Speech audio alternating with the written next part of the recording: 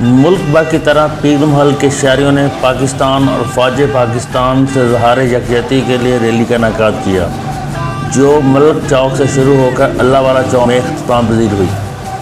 Rally میں تمام party کے رہنماؤں کارکنوں نے بھرپور شرکت کی۔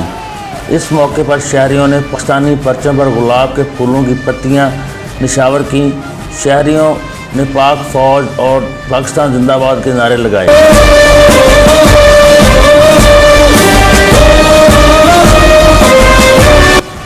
ریلی کے اختتام پر اللہ والا چوک میں پارٹی عہدیداروں نے خطاب کرتے ہوئے پاک فوج سے محبت کا اظہار کیا۔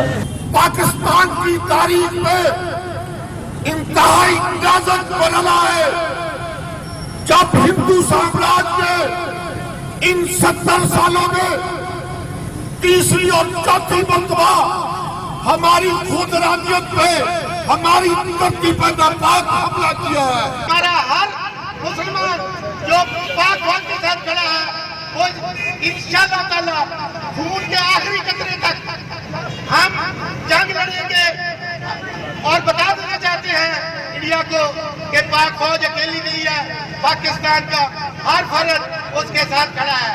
انشاءاللہ تعالیٰ یہ ریلی جو ہے یہ پاک فوج کے حق میں نکالی گئی ہے۔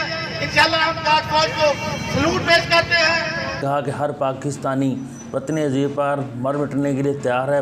بھارتی جارحیت کے خلاف پوری قوم متحد ہے، پاک فوج کے شانہ بشانہ کھڑی ہے۔ پاک فضائیہ نے جو بھارت کے 2 طیارے مار گرائے ہیں وہ قابل تحسین ہے، ہم اس پر ان کو مبارکباد دیتے ہیں۔ کیمرہ مین محمد عثمان کے ساتھ میاں اسد حفیظ، دنیا نیوز، پیر محل۔